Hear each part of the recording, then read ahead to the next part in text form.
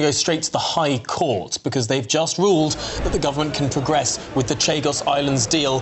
Catherine, you've just left the courtroom. What did the judge say? Yes, so the government has won this, and they say that this deal is vital to protect the British people and our national security. The judge gave a number of reasons, one of which was he said that a lot of this was non-justiciable, which means sort of not within the remit of the court. Another reason was that he said that there had been lots of engagement with the Chagosian community, and that in fact there was no obligation for the government to consult while negotiating an international treaty. Remember, this case had been brought alleging that the government was fundamentally breaking human rights laws. It was brought by a Chagosian woman. It was brought, worth saying, because of GB News, because of a scoop by our own Charlie Peters on Tuesday night. He got wind of the fact that the government was due to sign this deal on Thursday. And that was a key part of this, because basically this Chagosian lady had first lodged this a couple of months ago, but she'd been reliant on legal aid. The money had run out. It had all sort of come to a bit of a standstill. Then she saw Charlie Peters' story, and so they acted on it. Now, the judge was deeply unimpressed with judges being kept working through the night. He also said that Parliament will get a vote on this, so that this is not the sort of last chance to stop this deal, if you like. I think it is worth saying, of course, that Labour has got a massive majority in the House of Commons, so highly unlikely that Parliament would block this deal. He also said that he wasn't satisfied that the claimants had set a sufficient case, and he said that the government didn't have to give notice. Fundamentally, a couple of months ago, the Chagosian lady had said, look, at least give us 48 hours notice when you're about to sign this deal. The government turned around and went, well, no, actually, we don't have to. So they didn't give notice. They were clearly going to sign this deal. We wouldn't have known anything about this until it was done, had it not been for Charlie Peters on GB News. So a victory for the government. The Chagosians, of course, will feel absolutely bruised, because they feel that just as they were booted out of the Chagos Islands back in the 1960s, when we had the Diego Garcia military base and Mauritius went back to independent rule, having been part of the Commonwealth, that 60 years later, yet again, they have been neglected, their voices have been ignored, they haven't been thought of or included. So they will be very, very bitter about that. It's been described as a David versus Goliath struggle, but on this one, it appears the government have won. All right, Catherine Forster, thank you very much. So, as you know, that's the breaking news already this afternoon. The Chagos deal is likely to be going ahead. The court injunction has been moved aside. Apparently, it's not within the remit of the court, is what he said. What does sort of annoy me is when I hear him saying things like the judge was unimpressed with judges having to work through the night. Do you know what I mean? That's what they're for. I mean, they have someone fortune stationed overnight for cases such as this, for pyjama injunctions, as they're known, that happen all the time. We know that Rwanda, and that plane was stopped in the middle of the night because just such a duty judge was on duty overnight. But Parliament will get a vote on this.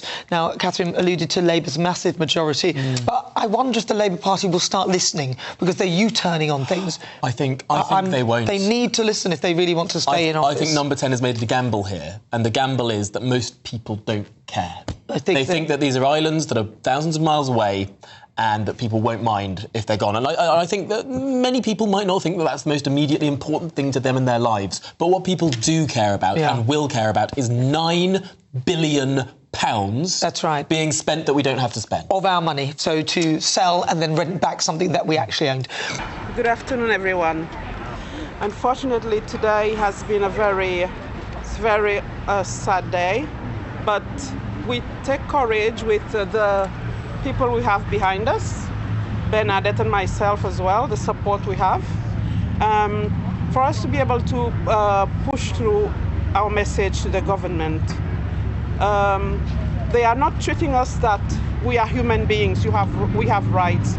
We are British citizens, yet our right doesn't count.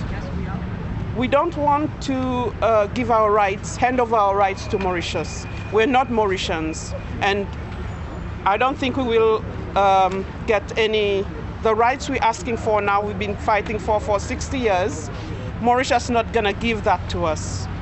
So we need to keep fighting with the British government to listen to us. We will. Thank you.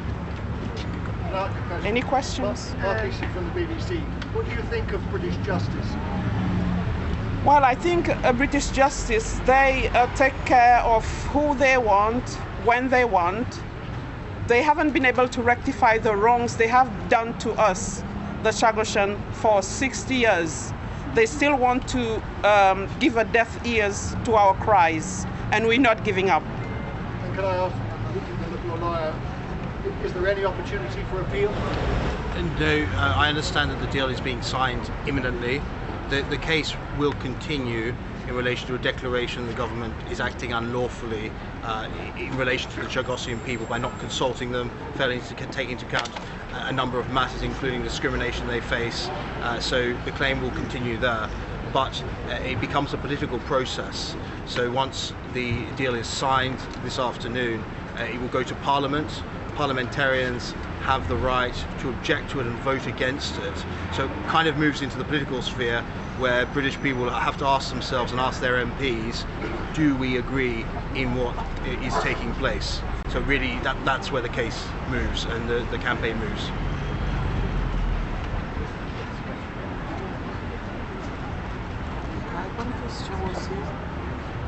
Thank you very much. Thank you. No retreat! No surrender! No retreat! No surrender! No retreat! No surrender! No retreat! No surrender! No retreat!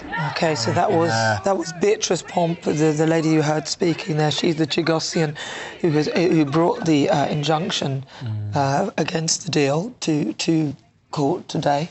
Yeah, and her lawyer, Michael Polak, there, standing next to her, saying that this now moves from the legal sphere to the political sphere. There will be that vote in Parliament, where, of course, the government has an absolutely enormous majority, a majority of 170 seats in the House of Commons.